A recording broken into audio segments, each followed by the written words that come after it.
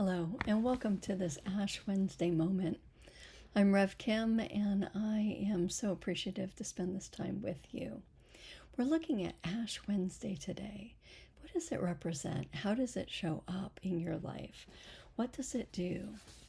So, it is the start of our Lent period, which is the period that we enter into prior to Easter. And so, this is the perfect time to focus on letting go, just to release, reimagine, bringing ourselves into alignment with our higher calling. So, when I talk about release, what does that actually mean?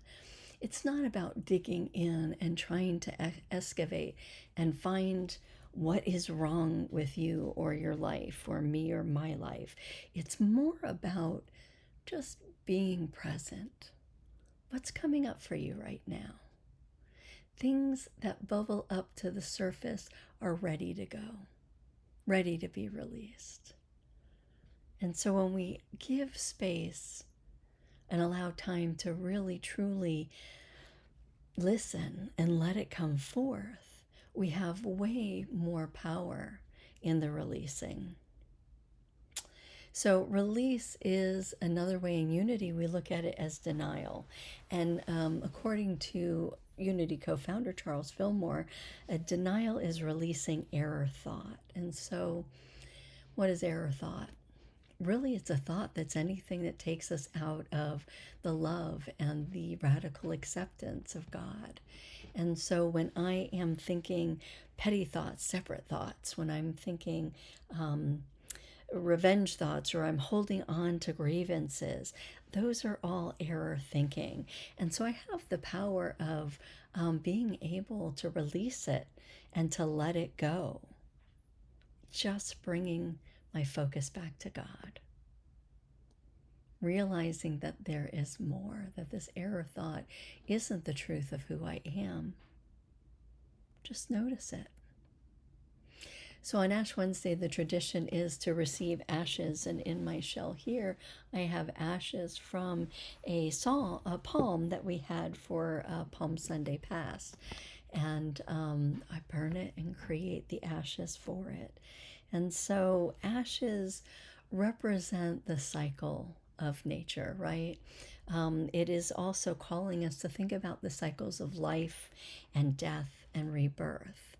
And so today, as I'm looking at what this Lent season is for me, I'm stepping forward and saying, I am coming into this.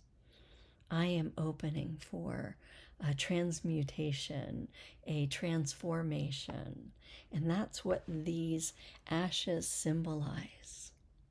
So whether you have physical ashes or you've received them from your spiritual home, or maybe you're just using your power of imagination to bring in the thought of that, allow yourself to be present, be intentional.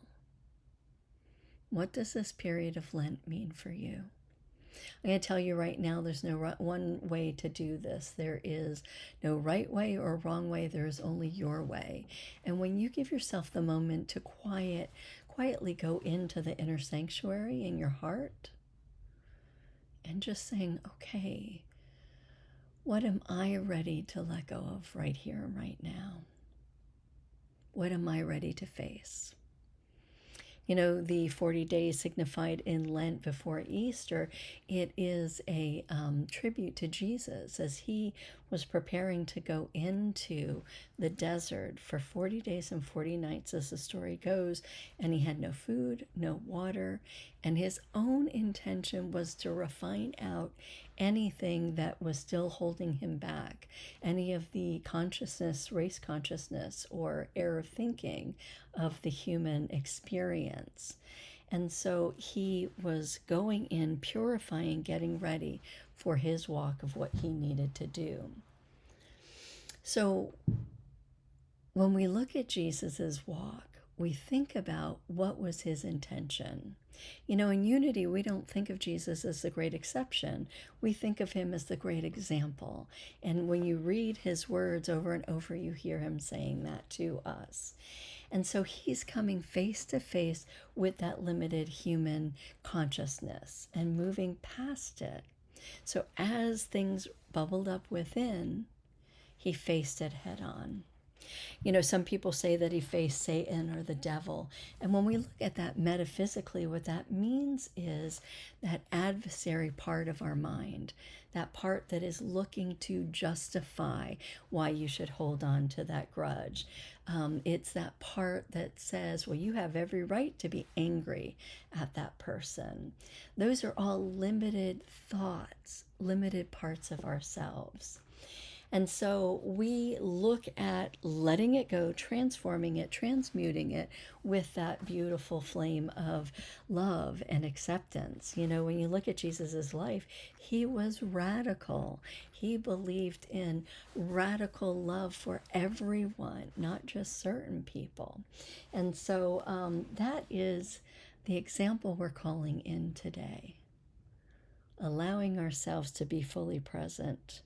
And just to let you know too, Unity has this wonderful print publication, and it's called Release and Reimagine. And you can go to unity.org, type into the little search button, Lent 2026, and up will come your opportunity to get it. You can get a hard copy sent to you. I just did it, and it was like 50 cents. That's a bargain. Or you can get it for free as a downloadable. So today I'm going to read to you from Ash Wednesday, and it says, I release mortality.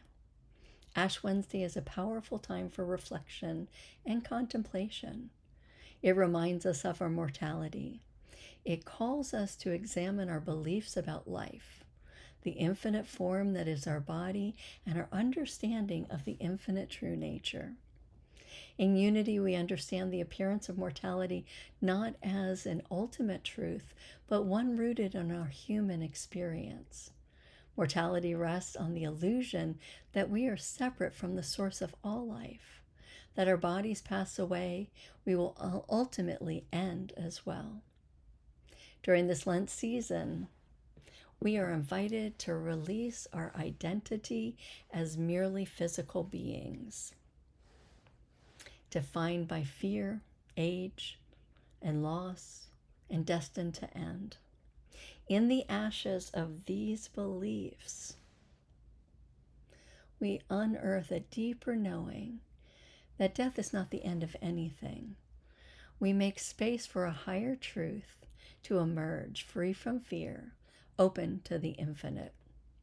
From 1 Corinthians 15, verse 53, for this perishable body must put on imperishability, and this mortal body must put on immortality. So I invite you to breathe in that light, that love, that spirit, as we open up to our walk during this Lent time. Let us do it with love and grace, so that we may walk in the light of a true understanding. Blessed be.